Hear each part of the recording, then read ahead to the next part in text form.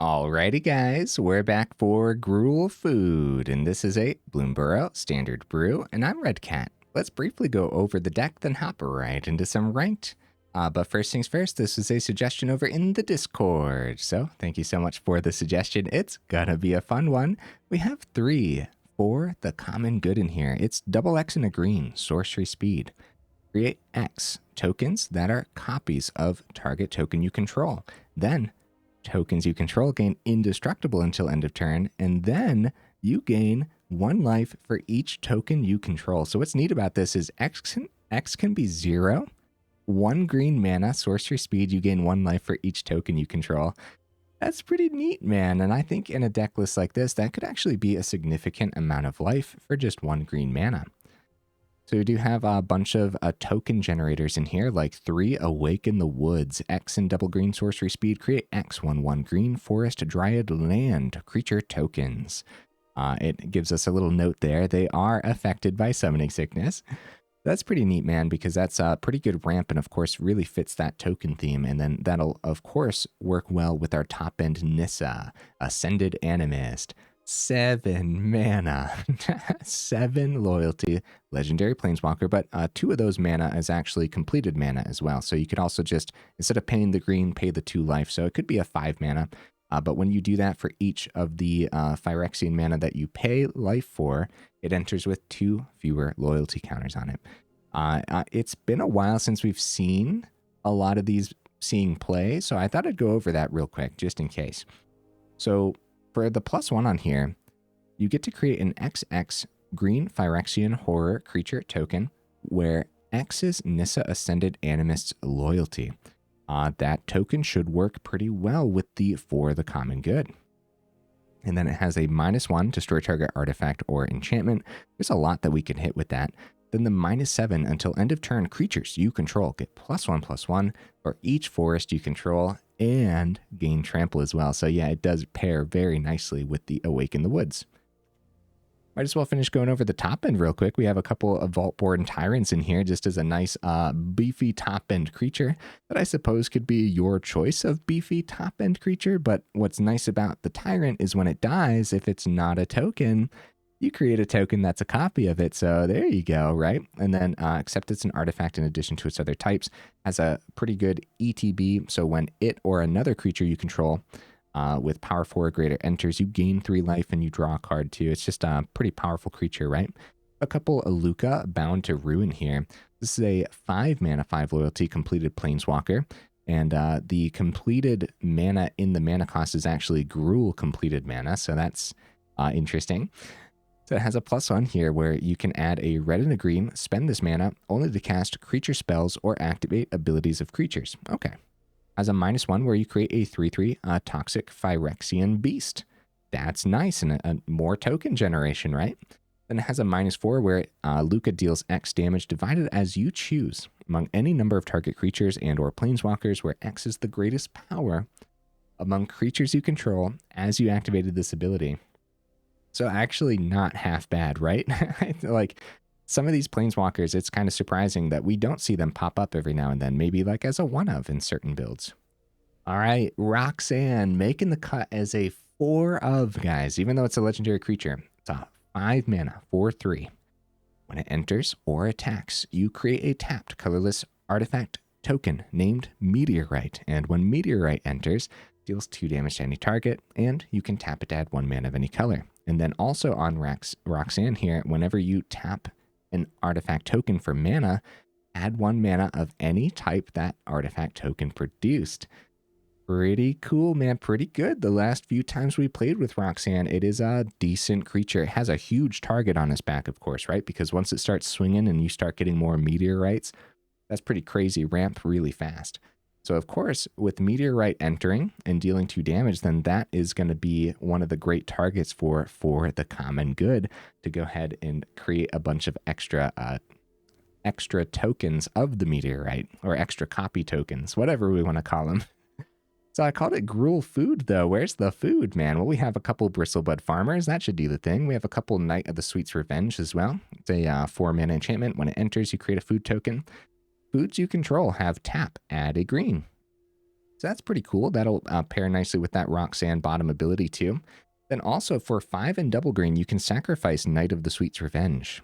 Creatures you control get +X until end of turn, where X is the number of foods you control. Activate only as a sorcery. Okay, so we have more food packed in with Heaped Harvest and also just acting as more ramp as well. And when it enters or when you sacrifice it, you may search your library for a basic land card, put it onto the battlefield tapped, then shuffle. And then it has the basic food ability here, where for 2, you can tap it, sack it, gain 3 life. That's actually not the only way that we can sacrifice Heaped Harvest in here. We actually have a Torch the Tower packed in with that bargain side. I do think that's actually going to come in handy, and I do think that the exile on Torch the Tower is really going to come in handy too when we're up against a lot of like Heartfire Hero and Scamp lists and stuff.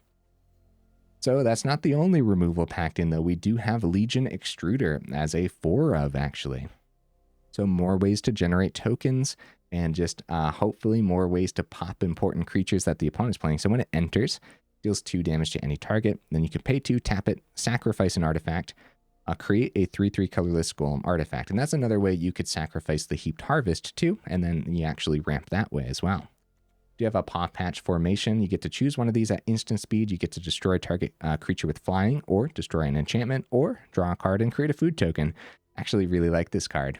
We have 4 Welcome to Sweettooth. So this is a 2-mana saga. For the first chapter, you create a 1/1 human creature token. Second chapter, food token. And then third chapter, put X +1/+1 counters on target creature you control, where X is the number plus the number of foods you control. Neat card, man. We'll see how much it actually is able to do today. It's kind of like, think of this as you're playing this and getting a chump blocker. And that's kind of how we think of Sweettooth for this build for now, right? Over in the mana base, guys, we do have a Fabled Passage, a Restless Ridgeline. We have a Fountainport, a couple Mirrex. We have all 4 commercial districts as well.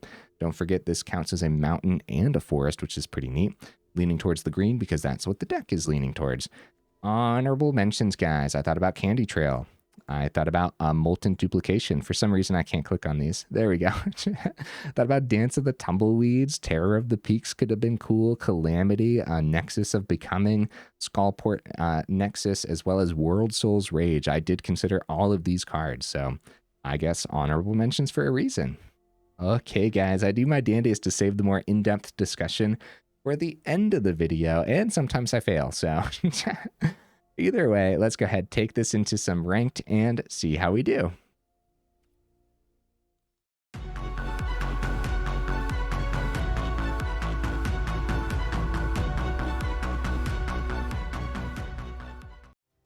All right, we'll see if we can get right into that first game. In the meantime, what am I expecting from the build? I don't know, honestly, dude. I want to say jank, right? Like, that's the safe bet. Like, it's probably going to be janky. But I have like high hopes too, so I don't know. We'll see, we'll see. We go first, that's good news. I like the hand, we're gonna keep it.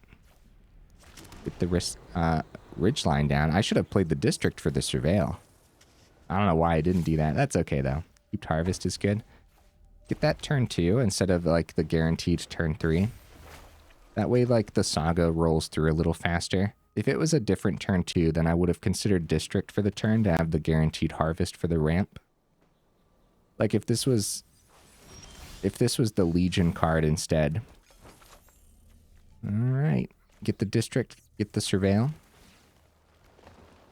Mirrex is not terrible.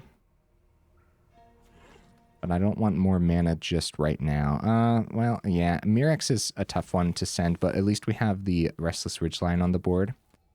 I'll go for the swing, but we have been seeing a lot of Elspeth Smite. You know what? I'm actually going to go no. That way we have something to put counters onto for the Sweettooth. Just playing around a potential Elspeth Smite, even though it might not even exist. I think that's fine instead of just pinging for one. All right. All right. Sweettooth counters. Oh, Fountainport off the top. We could go thin the deck with Fable. Or get the Fountainport down and start generating fishies for the turn. I think it's going to be Heaped Harvest or Attempt the Harvest. Start with the swing, because if they spend their mana, then I'm going to go for Awaken the Woods for X's too. I'm actually just going to take the 3. So Awaken the Woods for X's 2 is risky because it could be a counter spell, and I'd rather them counter the Harvest. So instead of doing either of these, I'll start with the Heaped Harvest and see what happens. I don't know, maybe it changes the land I play. All right, we'll take that action for sure, and we'll grab a forest. And I'll play Fabled Passage because at this point we do want to start thinning the deck.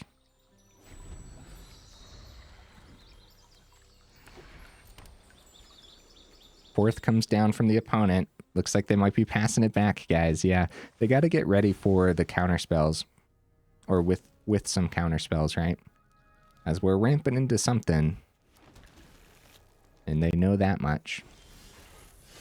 Ooh, Nissa's good. All right, let's get the Fountainport down. We can always power up the Ridgeline if we want, but I'd much rather play some stuff out of hand, especially the Awaken the Woods.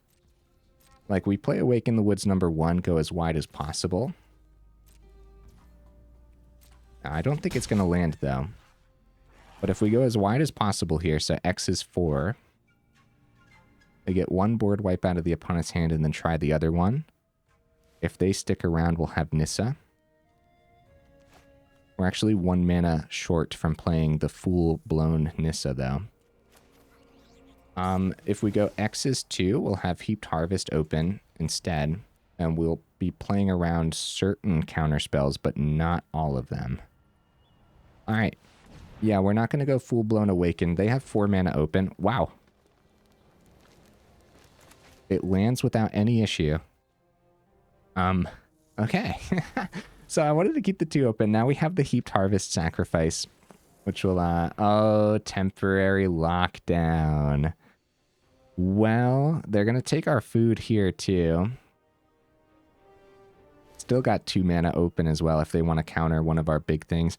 We're going to stick to it and go for the Heaped Harvest play, but we'll wait for the temporary lockdown to hit first. Oh, it's non-land, bro. That's so good. It's non-land, isn't it? Oh, I thought we just got obliterated by lockdown, but no, we got to keep our dryads around. I'll grab another forest. No worries there. Up to 23. Let's see what we could do. Roxanne. Pretty good, man. What the heck do I want to do for the turn? We have to, like, we've been anticipating the counterspell this whole time. It has to be. If we go Awaken the Woods for everything, I don't know about that. Nissa's not ready to get us there. It might actually be the Roxanne play, guys. Still have 4 open if we still want to go. See what happens. Roxanne lands without any issues. I think I'm playing around ghosts right now, guys. Oh, some spot removal.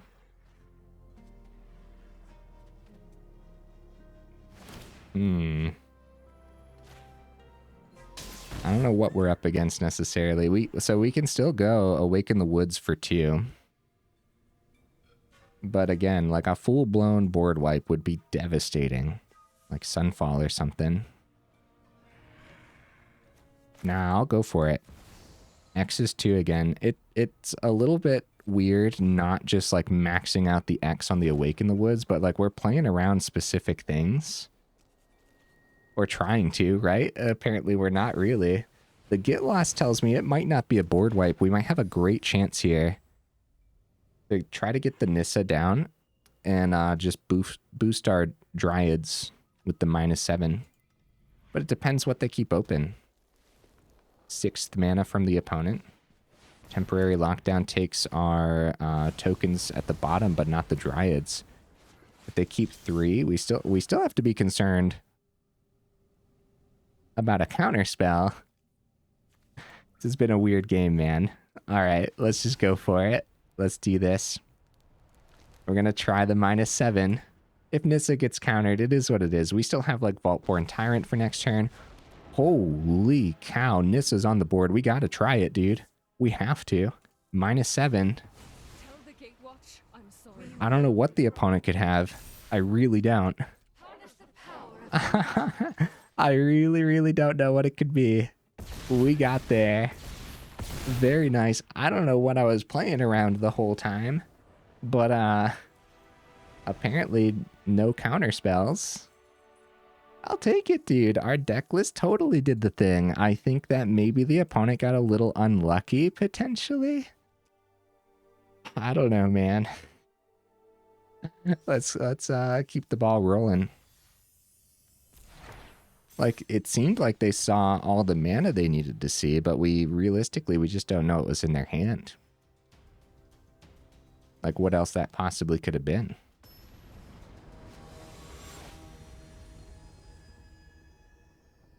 That's always fun with the Awaken the Woods and the Nissa play. That's always awesome. No red source. We go first. Mana off the top, of course, would be huge for us. That way we can find the red source on the Heaped Harvest. This is a really risky hand, man. I'm going to keep it. We have a great chance of seeing land. We're fine. We're totally fine. And any land, too. It doesn't even matter. It could be another forest and we'd be fine. Could be another forest and we'd be fine. We're fine. Everything's fine, guys. Oh no, my Heaped Harvest! No!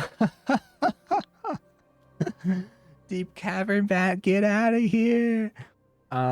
So Heaped Harvest is likely the grab because we don't have a red source. If we had a red source... If we had a red source, then Torch the tower would be the grab. Oh no, we didn't find it. No, I risked it, and it wasn't worth the risk. Okay. Look, one turn behind isn't terrible. At least we're not up against mono red. Come on. No, another Deep Cavern Bat. Now it's got to be the Heaped Harvest. Now it has to be. Right? I can't imagine taking anything else here.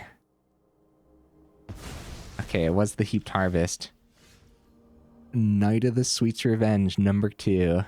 Crap, guys, crap. I should have mulliganed. I really, really should have. This one's my fault for sure. I risked it. It was not worth the risk. Sometimes it's worth the risk. Caustic Bronco as well. Wow, more of our top end too. Holy cow. All right, passing it right back to the opponent.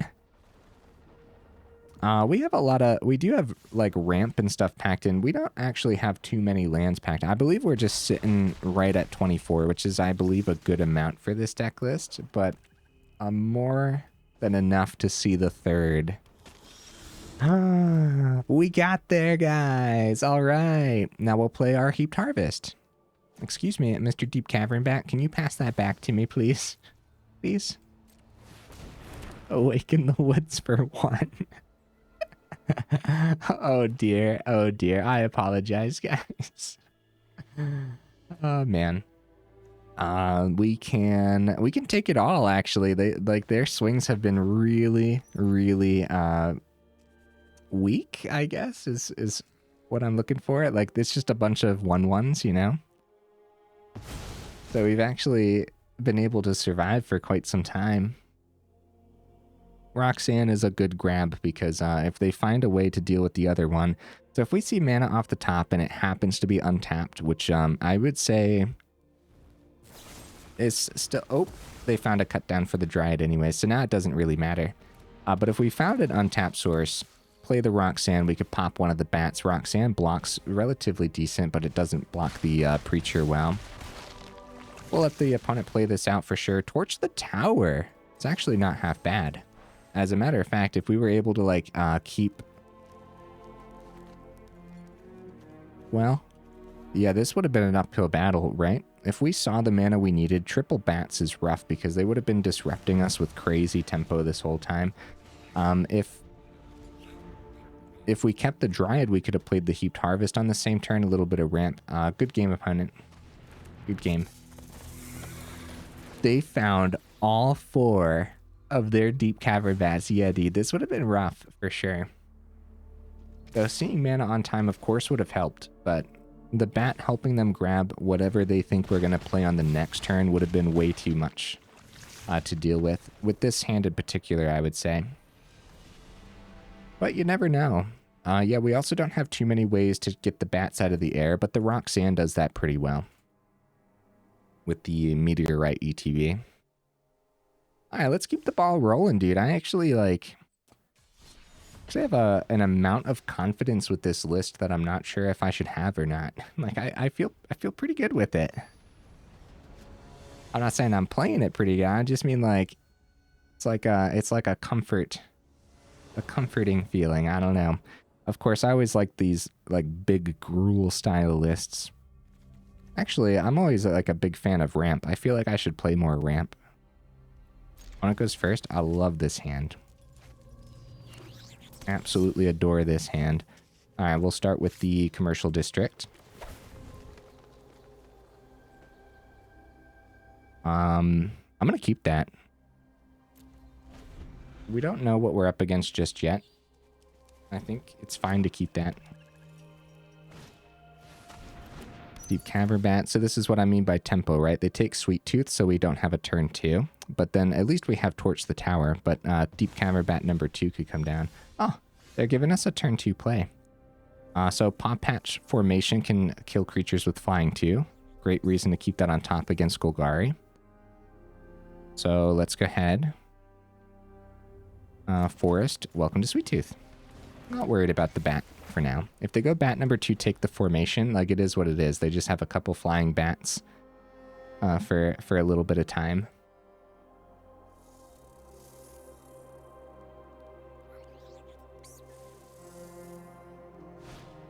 Deep Cavern Bat.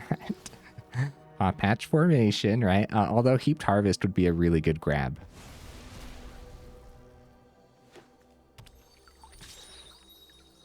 Okay, they go up to 21 here. It's going to be a Fabled Passage for the turn. Food token. Heaped Harvest. And we'll grab a Forest. Very nice. No attacks. We definitely want our creature to survive to get extra counters. I don't know if it does survive against Golgari, but because on the stack, like if they pass it back, for example, on the stack of us selecting which creature gets the counters, they could pop the 1/1 with a cut down. To 23, we're down to 17. Let's see if the 1/1 dies. It has been relatively predictable so far. So Commercial District can come down. Surveil sounds good. We're getting close to the Tyrant, which will be pretty good. But after we pop the Heaped Harvest, we're getting pretty close. They know we have for the common good as well. Get that Surveil. Let's see what's on top. Knight of Sweet's Revenge.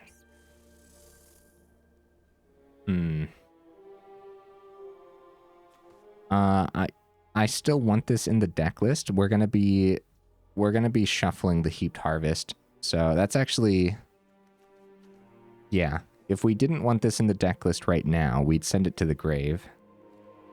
So for the common good, we could have done X's too. But I think it'll be better to have just more on the board when it comes time. So 5 mana, Heaped Harvest gets us our 6th, and then Forest comes down for the 7th. So bat number 3 would be terrible for us, because taking that Tyrant out of hand would be way too good for the opponent. Swing for 2. They didn't power up the Restless Cottage, which should be concerning. That means they have like a good play for the turn, like Shieldred or something. Vraska. Holy cow, dude. This is going to be a problem. A Tyrant doesn't have haste or anything, so that's a big problem. Draw, proliferate. I'm going to do this now because I can't stand holding the opponent up by pressing a button at the bottom, and it doesn't affect anything now that they're tapped out. So yes, we take that action. Gladly grab another Forest. And we'll keep the food on the table for now. All right. We have the 7 for the Tyrant, but Vraska is just going to be way too good. They -2, the Tyrant's out of here, but at least we get the draw on the Tyrant. I will go Fable, then the deck list, because now that we're at the 7, we don't need to see too much more mana. And I'll grab another Forest, gladly. All right, Vaultborn Tyrant, I'm sorry for sending you to your demise with the Vraska, but we have to see what's on top. Bristlebud Farmer, okay, not terrible. Not terrible at all. That is now a treasure token. Yeah, since it loses all the other abilities, when we sacrifice it, we still won't get, like, the death trigger or anything. Yeah, Vraska is going to be a huge problem. Any creature we played next turn, too, they still have the -2. All right, Forest. Bristlebud Farmer, I guess, is fine if you turn it into a treasure. We got to play everything, right? We just have to. Token after token. And we'll save the for the common good and really try to pop off. I'm going to try to copy the 1/1 probably because we need creatures on the board against the Vraska. We really needed to take that Vraska out. Period. We're going to gain a lot of life on the for the common good, so I'm still afraid of the 3rd Deep Cavern Bat.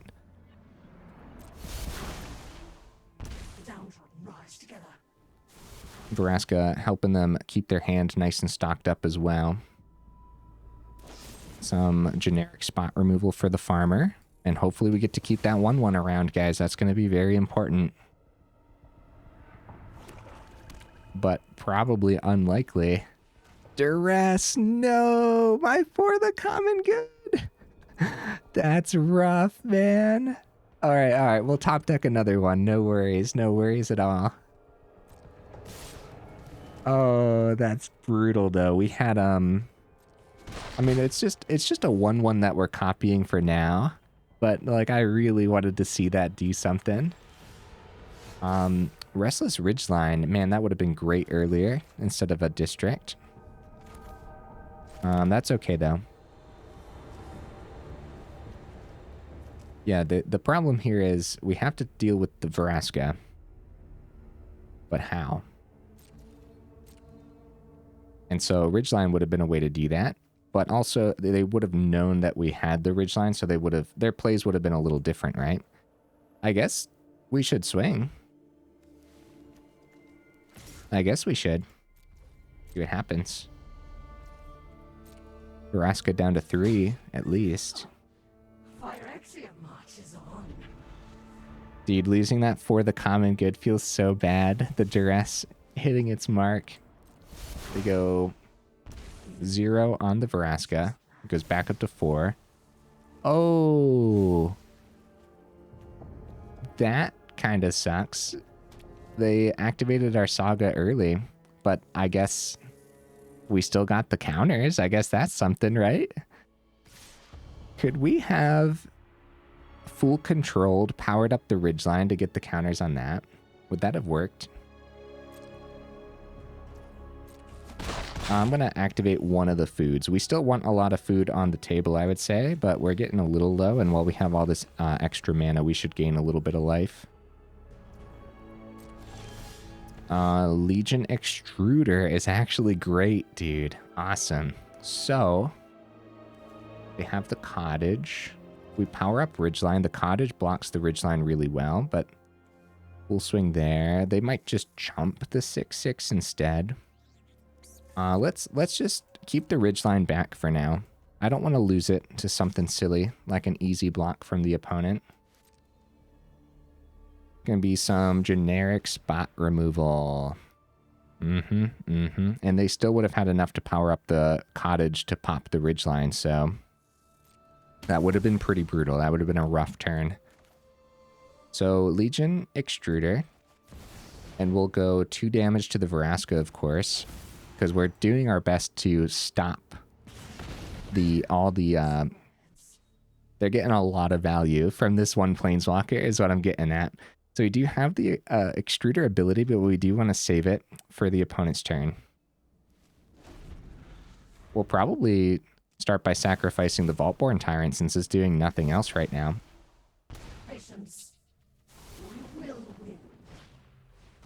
Preacher of the Schism is a little bit scary. The Death Touch is really good against a deck list like this.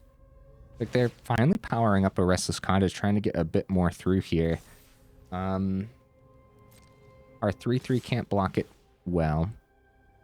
We could double block if we power up Ridgeline and get a 3/3. That doesn't seem great. Okay. So we take the 6. The Preacher is blocking on the ground really well, so we're still not going to be able to pop the Vraska. We start with this, get rid of the Tyrant because it's just not doing anything as a treasure, and we don't really need the ramp right now. Welcome to Sweettooth. Okay. I don't mind it. So first of all, we swing. Wait.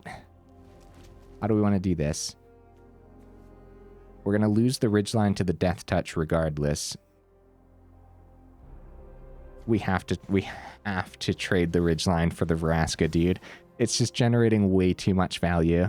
It really, really is. Yeah, we have to. It's a little bit rough, but... Okay. Yeah, it was a worthwhile sacrifice. Just one of our lands. Get the Vraska off of this board, man. So, brutal, but we're fine. We're totally fine. We have the Extruder ability open. We want to do that, or we could also pop a food to gain some life if we want to do that.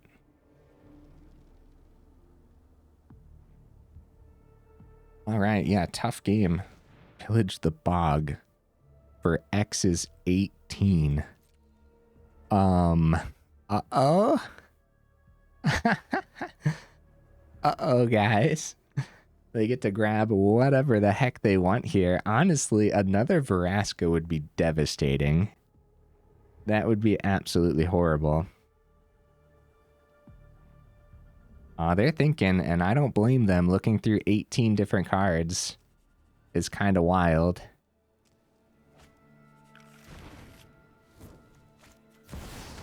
Aclazotes. Crap, dude. I don't know how we're going to deal with that right now. They go for the swing with the Preacher. I'm going to double block that for sure, because that's also extra value that they're getting. So we'll go for the double block on the Preacher. Lose both of our tokens, but it's fine. Oh, I just smacked my microphone, guys. I apologize. Hopefully my filters picked that up. I get the 3/3 back. Yeah, not bad, not bad. We're about to generate another food as well. Yeah, Aclazotes is probably going to get them there, but we'll see. Get that Surveil on the district. And for the common good would be so good if we can see it. Send the Fable, we don't need it. And we still have the Extruder. Yeah, right now they're just flying in the air. They have 6 in the air, but we have life gain. We have to, they could power up Cottage. We'll probably have to pop 2 foods, maybe generate another 3/3. We won't get as many +1 counters. They don't power up the Cottage here. They draw on the Aclazote's ability. So we get a little bit of life gain to survive the turn.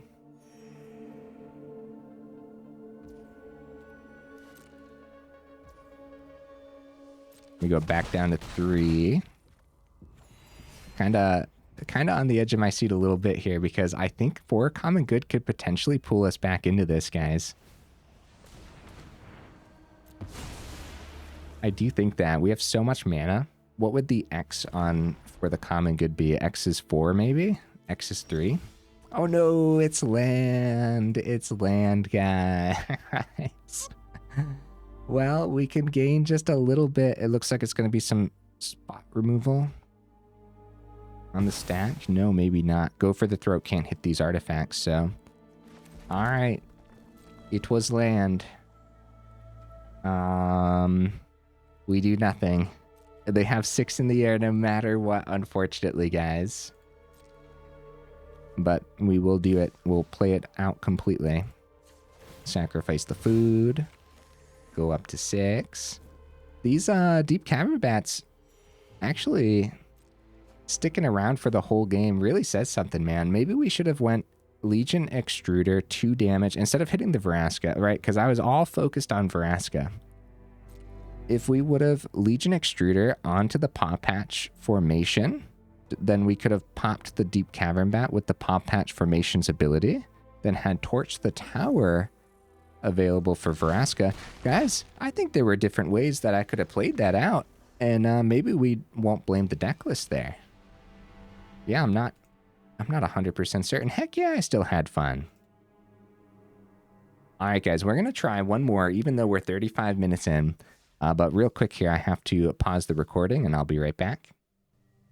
Okay, I'm back. No more distractions. Let's get this last game of the evening in. And guys, I totally forget if I brought this up, but while I have you here at the end of the video, or towards the end of the video, make sure you check out that description where we got that Discord link, as well as that Patreon link too, if you're interested in joining either of those up or supporting the channel that way. And then also, one second here, I should probably decide whether or not I want to keep this. Only Torch the Tower in hand, no great ramp, couple for the common good. I call me crazy, I'm going to keep it. Mainly just for Torch the Tower, I also think we have a lot to draw into. But also for the other YouTube stuff, guys, if you like the video, make sure you drop it a like. And if you like the channel, then consider subscribing as well. Alright, we'll keep Torch the Tower open, but I'm pretty sure that Might Caller is going to have to die over anything else that they play here.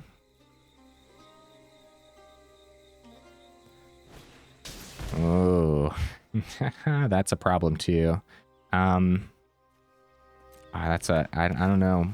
I don't know which one I want to hit there. It probably should be Might Caller. Might Caller can grow above the Ace Archer, but this grows the rest of their board too, so it's going to be a tough decision. More mana off the top, and the opponent has a free turn here, guys. So I was considering the mulligan because For the Common Good is only good when we actually have token generation, and we didn't have any in the opener. Oh, it's more mana. But luckily, the Ace Archer was the only play from the opponent. The opponent has another free turn here. 4th mana. War Leader. Start going wide with some rabbits, I would assume. Especially since it's on the stack, too. Oh, there we go. There we go. Legion Extruder something. But we're in danger. Oh, I definitely should have mulliganed. Oh, no. Oh, no. What have I done? Okay. Okay, we're fine. We're fine. Everything's fine. Oh, War Leader number 2. Bro. Okay, we're not fine. We're definitely not fine. We're down to 3. More mana off the top. Oh no.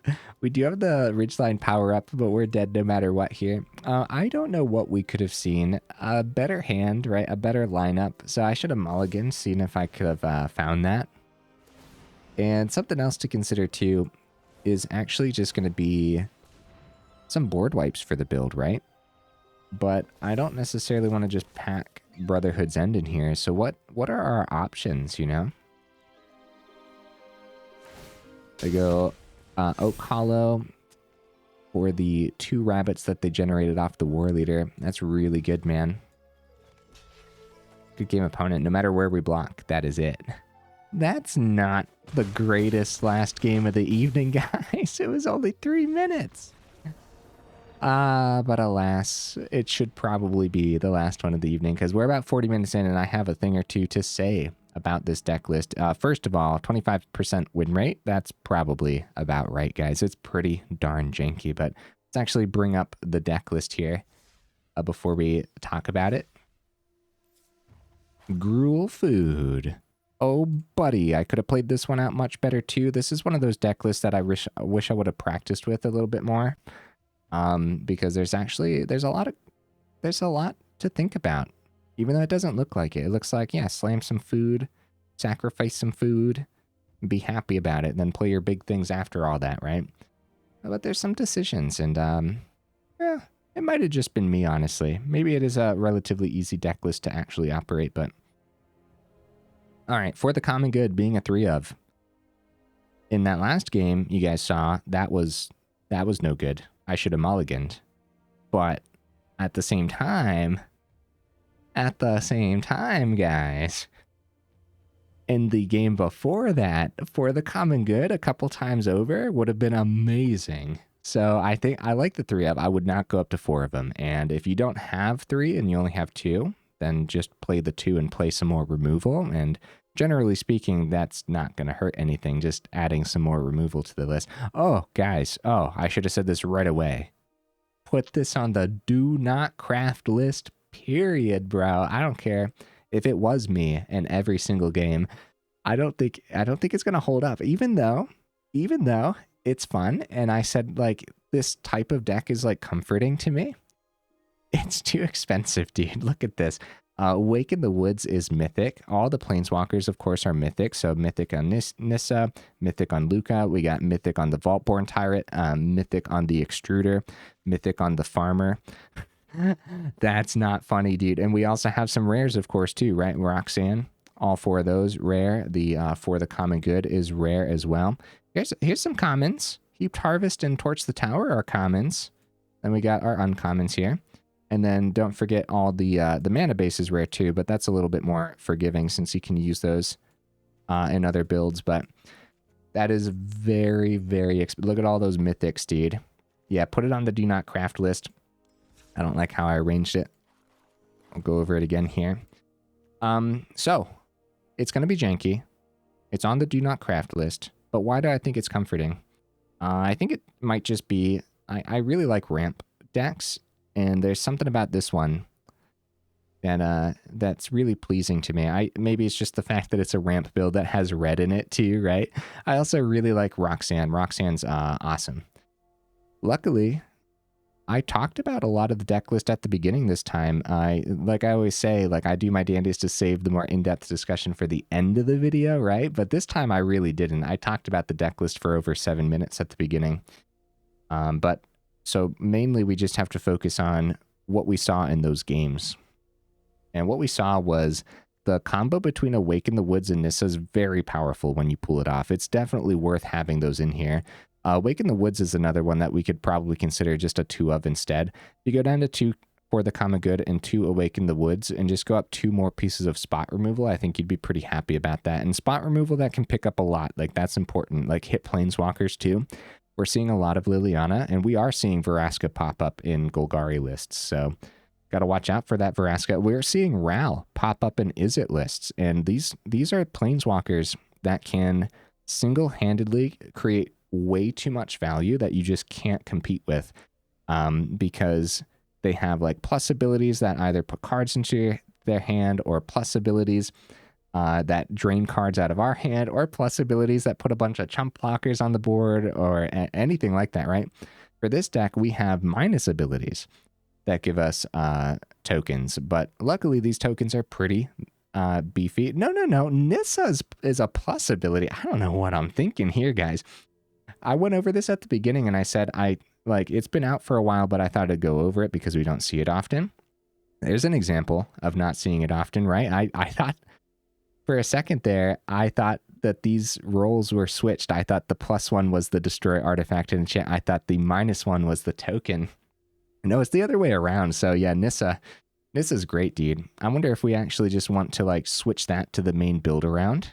Like if we go down for the common good, go down the Awakened Woods, go down a Lukka and go up Nissa or 2.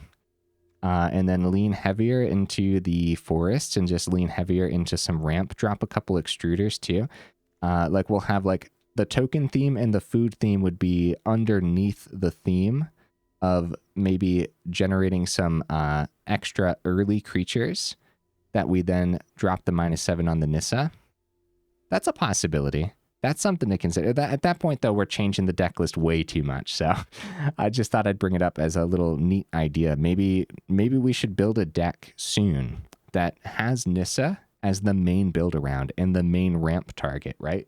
Ramp into the Nissa and then just provide maximum value from the Nissa. And I know I keep bringing this up too, but when you have a card that says destroy artifact or enchantment, it's always like good. It always comes in handy, is what I'm getting at. There's just so much to pop all the time in Standard. There's going to be so many games, every other game, where you're like, oh, that's a good artifact to hit, and then every other game, oh, that's a good enchantment to hit.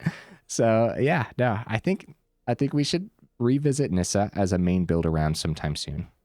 Even if you are main building around Nissa, I'm wondering if we would want 3 or more Awaken the Woods. Even if it is the main build around, I think maybe we would still consider just 2 Awaken the Woods. Either way, guys, the deck list did pretty poorly, or I piloted it poorly, either one, right? It did pretty poorly to the point where if I wanted to change anything to make it more competitive, I'd be changing way too much. And so I'm not going to change anything at all. That's where you guys come in. Let me know in the comments, what would you add or take out?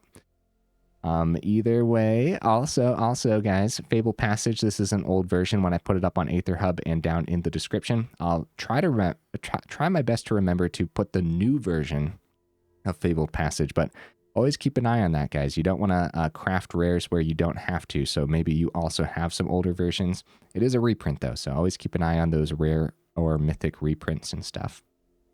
Okay, guys, enough rambling, huh? If you made it this far into the video for real, y'all are champions. I super duper appreciate you, and I will see you in the next video.